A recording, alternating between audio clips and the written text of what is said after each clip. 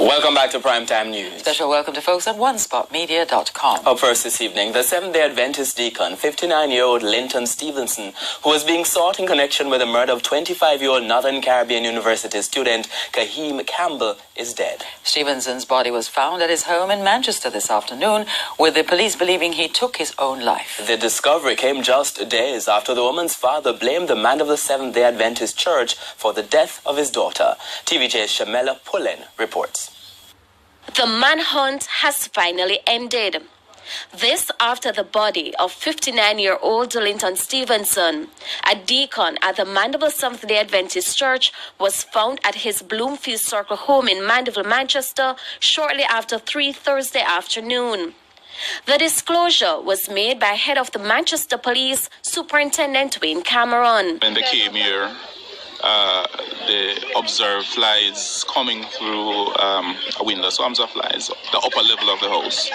And they also observed that a door was open, and they went in and saw the body of a man, partially decomposed. So far, it has been confirmed that this is Mr. Linton Stevenson. It is suggested that he committed suicide by drinking a chemical substance. Stevenson was wanted by the police in connection with the death of 25-year-old Kaheem Campbell. Miss Campbell's mutilated body was found in an igloo in a car along the Winston Jones Highway in Manchester last week. Earlier this week, her father, Dr. Amos Campbell, in a social media post, suggested that the Adventist Church should take some responsibility for his daughter's death. She probably visited the church and maybe saw this man and thought, he could be a mentor or something. Dr. Campbell, who is a pastor at the True Vine Holiness Church in Manchester, is also blasting people who suggest his daughter had an intimate affair with the deacon. Dr. Campbell said, and I quote, "Please, if you don't know the facts, it is all right to be silent." End of quote. He also said persons should avoid making a comparison with his daughter and other women who were murdered because they were schooled by heartless men. It was not, in the Ritha family for her to go on her own. She was grown up sheltered.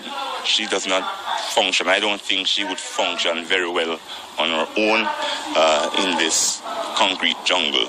So we asked her to stay on whatever she needs.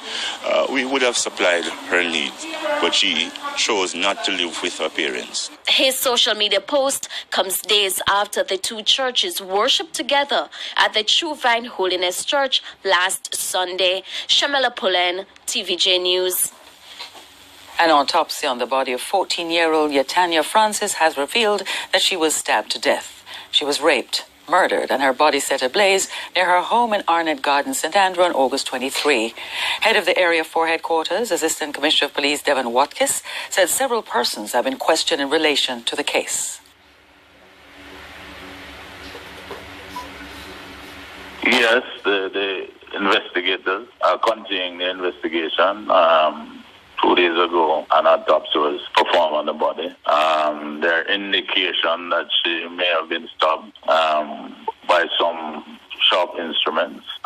Those feedback are now the subject of continued investigation. We rely on other forensic opportunity, and we are continuing our probe in a general way into leads and indicators that have been made available to us.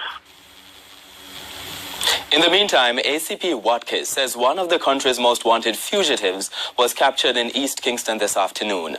The suspect was arrested during an operation in McIntyre Villa. ACP Watkis said increased police operations in the conflict zone led to the capture of the fugitive. This man is known to be wanted by other division within Area 4 and possibly other division in the country in relation to the commission of murders and shooting. This is an indication that in fact the police officers are there and they are continuing to suppress the issue of shootings, gangsterism, and to remove firearms and wanted persons from the street. And these efforts will continue. The suspect was being sought in connection with multiple shootings and murders in the corporate area. They include the deadly shooting at King's Chapel Seventh-day Adventist Church in East Kingston last December. 9 persons were shot, 3 fatally in that incident. Police investigators believe the shooters were targeting a rival gangster from West Kingston who was attending the funeral. The Independent Commission of Investigations, INDECOM, is probing the accuracy of the account given about the fatal shooting of a motor vehicle examiner by a policeman in Bucks Common, Clarendon, Wednesday night. The Island Traffic Authority in Maypen, Clarendon, was closed to the public today as a result of the incident. TVJ's Kalisha Williams has that story. Investigators on the scene Thursday morning, combing the area where 43-year-old Nevada Ford met his demise. Reports indicate Mr. Ford was shot and killed by Constable Delano Graham in this yard. The police say Constable Graham had just dropped off his girlfriend and was leaving the community when another car drove up. A report from the police stated that Mr. Ford got out of the car with a gun in his hand. It further stated that Mr. Ford began to beat and kick the policeman's girlfriend. It said the policeman took quick action but was threatened by Mr. Ford. The report said the attack continued, and when Constable Graham tried to intervene, Mr. Ford pulled his firearm. Fearing for his life, it said Constable Graham opened fire in Mr. Ford's direction, hitting him in the upper body and grazing the woman on her hands. Mr. Ford sustained several bullet wounds and died at hospital. INDECOM has started a probe into the incident. Kalisha Williams, TVJ News. The attorney representing the female biker who was seen in a video being body slammed by a policeman along Mandela Highway last month will be applying to the court to throw out the charges laid against her. Laura Radlin Moroso has been charged with resisting arrest and malicious destruction of property in the incident, which has gone viral. Mrs. Moroso appeared before the St. Andrew Parish Court today to answer the charges. However, the arresting officer in the case sought to have the matter rescheduled for a later date. That request was, however, opposed by Mrs. Moroso's attorney, Christopher Townsend. She went to court this morning because she was charged by the same officer who body slammed her for assault occasioning bodily harm. And so she was offered station bail and bail for court today. When we turned up at court, the officers were busily trying to serve her a summons for some date in the future. I objected because we had recognizance stating that we must be before the court today, and our sureties is charged with responsibility to have us before the court. So I went in court. I informed the judge as to what occurred. The judge instructed the clerk to list the matter before her and ordered the police to make sure that they have the file there tomorrow morning. The Inspectorate of Constabulary announced on the weekend that the 2 policemen seen in the video are being investigated. The judge overseeing the bribery case of a juror from the cartel trial says she wants the case to be wrapped up before the end of this year. The directive came as tempers flared in court this morning when the trial resumed. More in this report from Anthony Lugg. Football coach turned juror in the Vybz Kartel trial, Livingston Kane, has been before the court since 2015 for allegedly offering bribes in return for not guilty verdicts on behalf of Adidja Vybz Kartel Palmer and his 3 co-convicts. But he will have to wait at least another 2 weeks to know if his name will be cleared.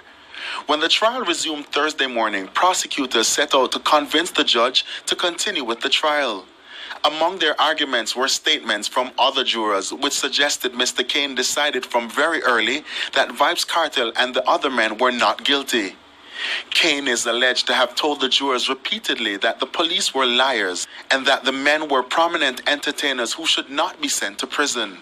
In the prosecution's view, Mr. Kane's actions amounted to attempt to pervert the course of justice.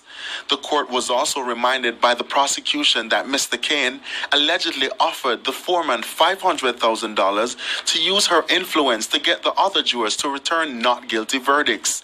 As for the defense, they got the investigating officer to make a few telling admissions on Thursday. Deputy Superintendent of Police Percival Anderson was the sole witness to testify Thursday, and he admitted on the cross-examination from defense attorney Valerenita Robertson that he made no attempt to secure the phone of the foreman to retrieve any possible evidence. The foreman told police that she used her phone to record Mr. Kane offering bribes, but the phone with the alleged incriminating evidence was given back to the foreman the very night Kane was reported to the police. The defense felt the phone should have been secured until the trial ended so as to prevent potential contamination of any such evidence existed. In the view of Mrs. Nita Robertson, these failures by the police along the way amount to breaches which would deny her client a fair trial. The sitting ended with a testy exchange between Mrs. Nita Robertson and the presiding judge over a resumption date for the matter. Nita Robertson, who also represented Vybz Kartel in his murder appeal, was adamant she would not jeopardize her other cases to facilitate a matter that had dragged on for 3 years. The judge, on the other hand, was determined to have the matter resumed quickly and concluded before the end of this year. In the end, September 18 was set aside for when the matter will continue. Anthony Lugg, TVJ News.